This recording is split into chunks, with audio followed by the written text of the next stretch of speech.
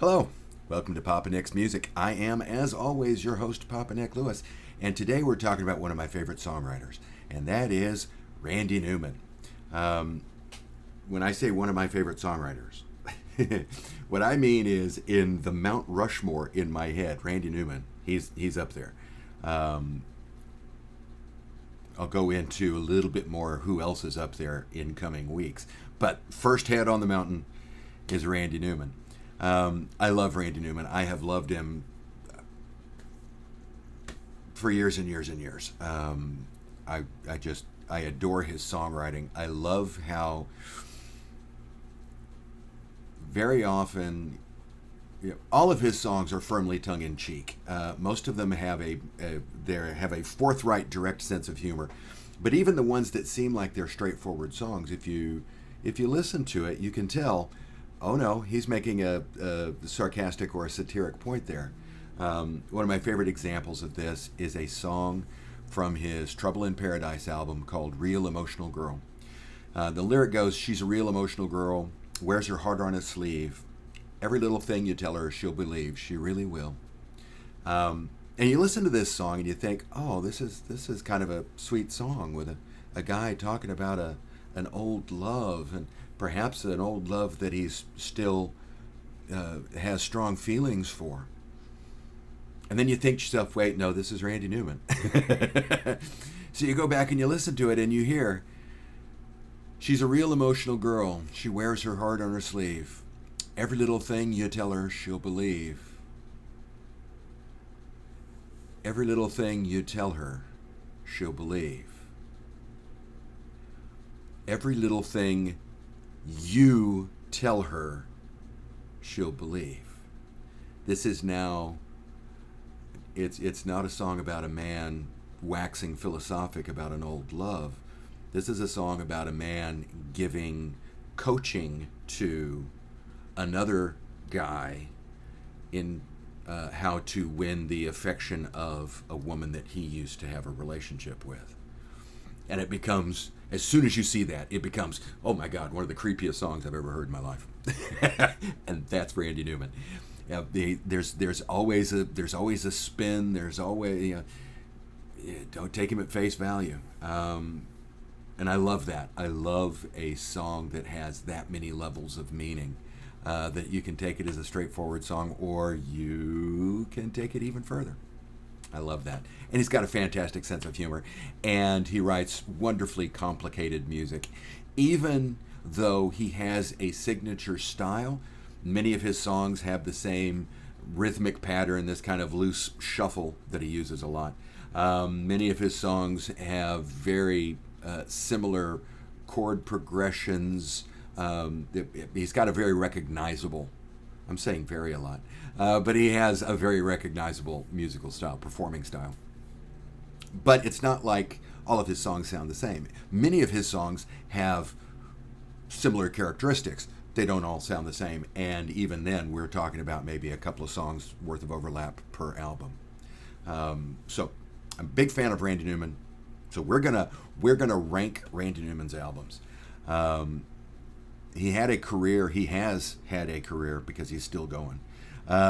His earliest album was 1968. That was his debut album. His most recent album from 2017. So pretty good span of time there. I don't want to do the math in my head, but 1968 to 2017, you can do that math. In that time, he released a handful of albums, and we're going to rank those things. Before we get into this, the subjectivity notice, because we got to do the subjectivity notice. Aesthetic appreciation is, by definition, subjective. There is no such thing as objectively good or objectively bad art. There is only art that I like and art that I do not like. And as long as we keep that in mind, this is a wonderful, fun, entertaining, informative conversation. As soon as one among us starts thinking in terms of right and wrong, objectively speaking, that's when everything goes off the rails and down the shit chute. So, no. I'm telling you, these are how I would rank these albums because they are going from my least favorite to my most favorite. That is not to say that I'm making an objective argument here. So if you want to disagree with what I say, in the comments. I strongly encourage you to, because I know you're going to disagree with some of this if you are as big a fan of Randy Newman as I am. But I prefer we use words like agree and disagree as opposed to right and wrong. Because there's no objective right, there's no objective wrong. You start telling me that something is objectively and scientifically true in art appreciation, and I'm going to suggest the nearest exit while I stifle my laughter. We also need to talk about the ground rules, because it's been a while since I've done one of these ranking videos. When we rank albums here at Papa Nick's Music, we rank original studio albums that have as their primary purpose being a collection of songs for consumption in one sitting. Original. We don't do compilations, we don't do re-recordings, we don't do reimaginings. We are not, for example, doing the Randy Newman songbook. Those are re-recordings. Studio. We're not doing live albums. His live album from what, 1971, 72, 71? Yeah, whenever that was, is a really good live album, and I strongly recommend it. We're not going to include it here. Albums. So, yeah, no EPs. Don't have to worry about that. As far as I know, he doesn't have any EPs. Albums are collections of songs that have as their primary purpose being a collection of songs. This is the qualification that I use to exclude things like Christmas albums and tribute albums and soundtracks. And that's where we run into problems with Randy Newman. I mean, if we start including his soundtracks, we're going to be here all day, because this man has written a shit ton of movie soundtracks. Most of them are very good. I'm a particularly big fan of Ragtime. I'm a particularly big fan of The Natural. I'm a particularly big fan of his Toy Story soundtracks. Awakenings. Oh, yeah. He's got some excellent music in his soundtracks. But we don't include soundtracks here because a soundtrack features music that was written to underscore, literally, a film. It is ancillary. It is there to provide meaning to something else in its original form. That's what it was written for. I'm not saying that you can't appreciate a soundtrack for its own musical merits, because obviously you can. But to me, it is comparing apples and oranges to compare an album that somebody has written for, release as an album to a soundtrack that somebody has written to be accompanying a motion picture. We shouldn't be putting them in the same stack. They've got fundamentally different reasons for being. Which means we've got an issue here that I'm going to talk about here in a second. If we exclude all of the soundtracks, we're really talking about 11 or 12 albums between 1968 and 2017. And we're going to limit ourselves to those albums. Now, I'm saying 11 or 12 because we've got one that I'm not sure how to deal with. And I finally made the decision that I'm not going to include it, but I do want to talk about it briefly, and that is Randy Newman's Faust. Strongly recommend this. We've got some really good music on here. The idea here is that this is music that Randy was writing for a stage production updating the Faust legend, right? The Faust myth. And he's recording. This would essentially be the cast album of that show if it were made as a show. It, I think, has since been made. It has since been finished, and it has since been produced. I'm not 100% sure about that. But having written all the music, Randy gets together with a bunch of his friends, and he cranks this thing out. The casting on this is fantastic. You've got, of course, God and the Devil, right? And if we're talking pop music, God and the Devil, well, we're talking James Taylor versus Randy Newman. I mean, their voices are just perfect for that. You've got the Faust character himself sung on this album by Don Henley, who's got a voice that is just made for Faust. We've got the two women, the pure woman and the worldly wise woman. Well, the pure woman is Linda Ronstadt, and worldly wise is Bonnie Raitt. And it's just perfect casting. The only false note on this entire album is they've shoehorned Elton John in. Okay, I'm not a big Elton John fan to begin with, but the song that he sings, Little Island, has bugger all to do with anything. any of the rest of this. Why it's there, I have no clue. So that's a skipper. We take that out. The rest of it is fantastic stuff. If you're familiar with Bonnie Raitt's version of Feels Like Home to Me, that comes from this. It's fantastic, stellar product. I don't really think it compares to the rest of the work. So I'm sticking it in here. We're talking about it when I'm not talking about things like the Ragtime soundtrack. But I do feel compelled to talk about Faust. Okay, so now we've got 11 albums. Ready? I'm going to go through this pretty quickly because in all of these albums, what is the strength? Well, the strength is that Randy Newman is just a damn good songwriter.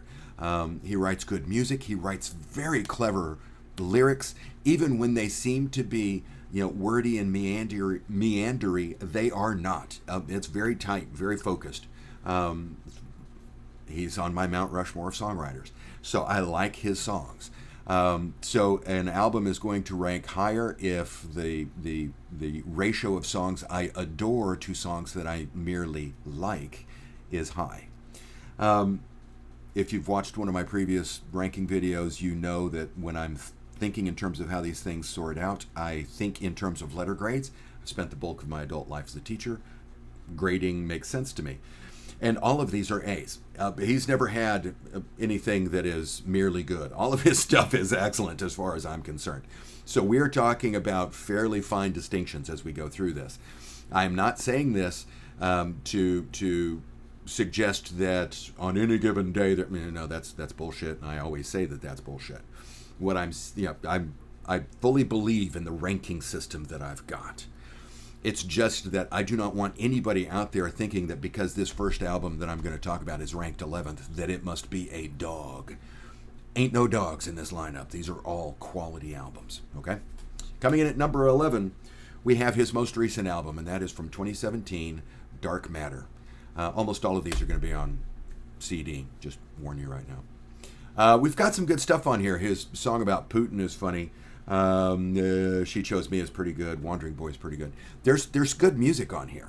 It's just overall, it's a little bit light. We've only got 9 songs, for example. We want a little bit more. So it's a good album, but it's 11th out of my 11. Coming in at number 10 from 1970, we have 12 songs. And I'm fairly certain that splatting sound I hear in the distance is the sound of angry Randy Newman fans flinging feces at their computer screens. Because I think 12 songs is going to be higher on the fan favorite list. And there's a lot of good stuff. None of these albums are bad. None of these albums are turkeys. I'm not saying because it's 10th, it's a crap album. No, they're all A's and better. It's just that this is a good album. It's not as strong as the others. It's got some really good songs on it. Other albums have more, right? This album has Let's Burn Down the Cornfield, a song that I love. It's got Randy's version of Mama Told Me Not to Come, which I think is superior to the Three Dog Night version. It's got Yellow Man, which is a wonderful song. There's a lot of good. Rosemary's pretty good. I mean, there's some good stuff on here. There's also stuff like Uncle Bob's Midnight Blues, which is not bad, but at the same time, I don't feel compelled to listen to it. It's a good album. A-, right? Coming in at number 9. I'll be doing a lot of that. Get ready for it. Coming in at number 9 is 2008's Harps and Angels. Harps and Angels is a decent record, right? They're all good. The song Harps and Angels is good. A Few Words in Defense of Our Country is a very good song. Potholes is good. He's got another version of Feels Like Home, which I prefer the version that's on Faust that Bonnie Raitt sings. It's a strong album. Stronger than I expected it to be. Strong enough that one of the reasons why this one hits in at number 11 is that this made me think, oh yeah, he's not burned out. He can still do this pop music stuff. So it's a good album. got it at number 9. Coming in at number 8, we've got the one that started it all, 1968's Randy Newman. Fantastic songs on this album. We've got Love Story, You and Me, which is good. We've got Living Without You. Oh, I love Living Without You. We've got So Long, Dad, which is good. We've got I Think It's Gonna Rain Today, a fan favorite. Davy the Fat Boy. Oh, I love Davy the Fat Boy. We've got a lot of good stuff on here. The problem that we have on here is that Lenny Waronker and Van Dyke Parks produced this thing. Lenny Waronker, and I have no idea if I'm pronouncing that correctly, and Randy Newman were childhood friends. By this point, Randy had been making a living as a songwriter. He recorded his first single in the early 60s, and it was a flop. So he's just writing songs for other performers. And his buddy Lenny, that he grew up with, became an A&R man for Warner Reprise Records. And so Randy got him an album. And as they're producing this, it's like they're trying to make him into a crooner. It's almost as if they're pretending that Randy can sing. And we all know Randy Newman cannot sing. He sings very well to match the material that he writes. I'm not saying he is just objectively a bad singer. No. And there's no such thing as objectively bad anyway. But he's not a particularly gifted singer. He doesn't have much in the way of range. His attention to pitch can wander a bit. I fully understand if I've got friends who say, "Ooh, Randy, seriously, you like listening to that?" Because his voice is an acquired taste. But at this point, it's like they're trying to make him sound like he thinks he can sing. I would love to hear a new version of this where it's just him sitting at his piano doing these songs, which in a way is kind of what the Randy Newman songbook is all about. Because, like I said, there's some brilliant music on here. It's just the production leaves something to be desired. Okay, we are up to number 7. Number 7, the one album that I have that I do not have on CD. I have it on vinyl. I prefer CD to vinyl. I've mentioned this before. CDs, they're easier for me to keep track of. They take up less space on the shelf. They sound better to me. It's all subjective. But I was still just over the moon the day that I found a copy of Born Again in a used record bin. Born Again was from 1979. As you can see, we're making fun of Kiss with the dollar signs over the eyeballs, which I just love. We've got some fantastic music on here. It's Money That I Love. He writes a lot of these. I really like money songs. Mr. Sheep is a brilliant song. We've got Ghosts, which is a wonderful song. We've got Pants. I love Pants. Lyrically, it may be the stupidest song I've ever heard in my life, but he pulls it off. I love it.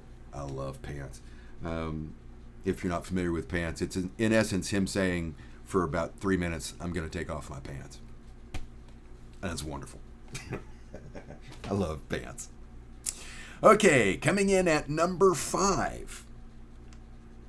Number 6, excuse me. Number 6, we have 1988's Land of Dreams.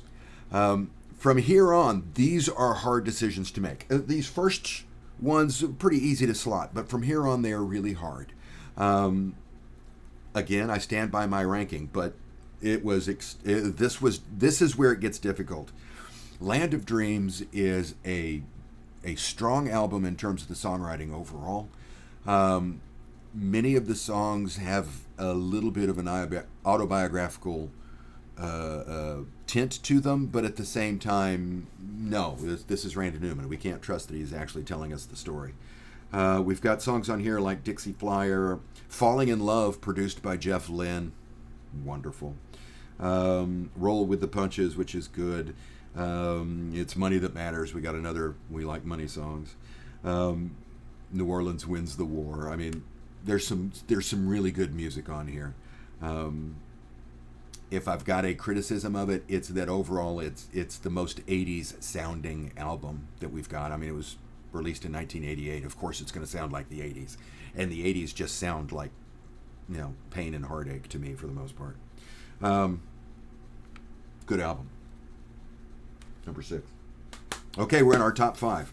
Number 5 is from 1999. Man, if the 80s sucked, the 90s sucked like 50 times harder.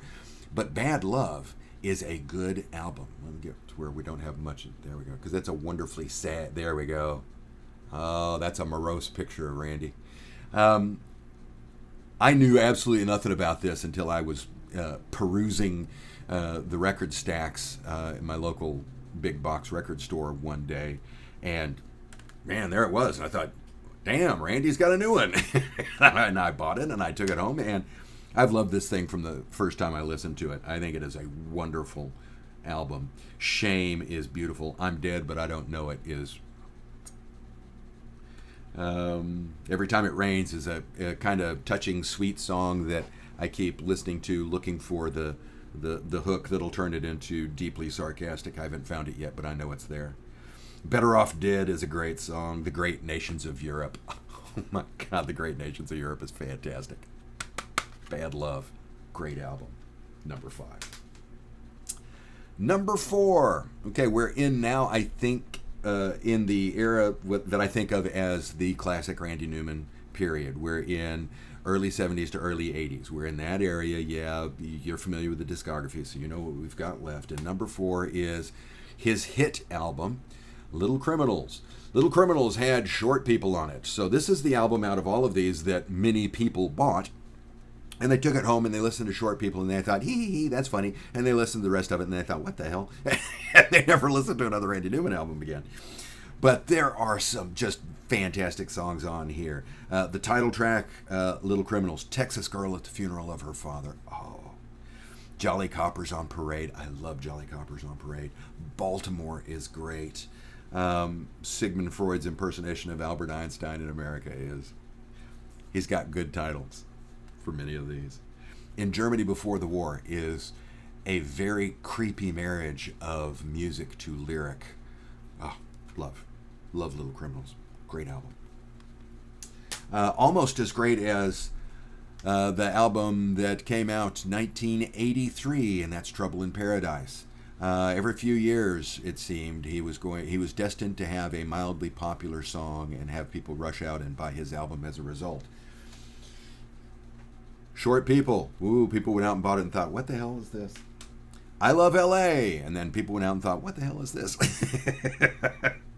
I Love L.A. is great. Same Girl is great. My Life is Good is fantastic. I'm Different. Oh, I love I'm Different. Real Emotional Girl, the song I was talking about earlier, is a very strong album. Very heartily recommend. We are solidly in A+ territory at this point. Okay, these next two, I'm not copping out. I'm not saying on any given day. It could go either way, but I'm saying on any given day, it could go either way. I think musically, I would rank these opposite to the way I have them ranked now. I have them ranked the way I've got them ranked now because of personal attachment. But I think musically, out of all 11/12 of these albums, Good Old Boys is probably the best in terms of the quality of the overall songwriting, the quality of the unified impact. This is as close as we've got to a concept album from Randy Newman. We've got wonderful songs on here, Rednecks, although I would never do it myself because of its over-reliance on a word that I'm extremely uncomfortable using in public. But it's still a wonderful song. Marie is a wonderful song. Guilty is great. Every Man a King, his version of Huey Long's campaign song. Wedding in Cherokee County. I love Wedding in Cherokee County. There's a lot of really good stuff on here. Picture of the frustration that a a man who is of a particular social class and social subset who feels his power slipping away from, slipping out of his grasp. Oh, it's just wonderful. Fantastic album. Strongly recommended. The only problem I have with it, the only reason it's coming in at number 2 is that my number 1 album is, of course, 1972's Sail Away.